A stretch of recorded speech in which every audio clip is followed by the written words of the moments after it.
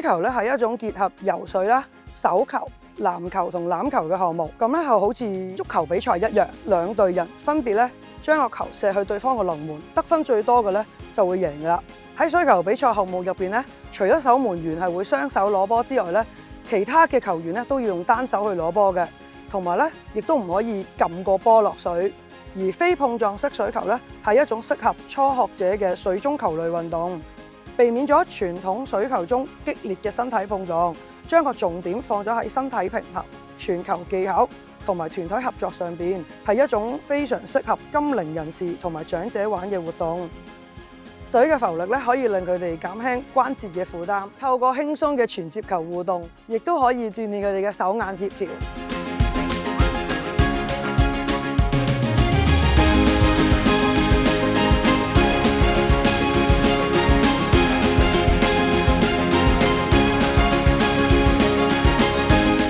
我參加呢個水球活動之前咧，都擔心會唔會喺水入邊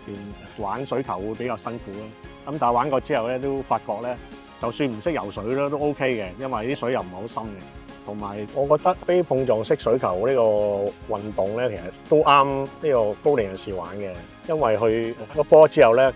其他人又唔可以碰撞佢嘅。咁其實個心理上都覺得安全嘅，咁可以企定慢慢睇位啊，慢慢預備再交波或者射波都得。咁同埋隊友配合，咁就可以慳好多氣力，亦都適合呢個高齡人士玩嘅。我參加完呢個非碰撞式水球活動之後咧，我發覺YMCA 今次做得好好嘅，希望咧可以繼續搞呢啲活動，俾多啲有興趣嘅朋友一齊玩。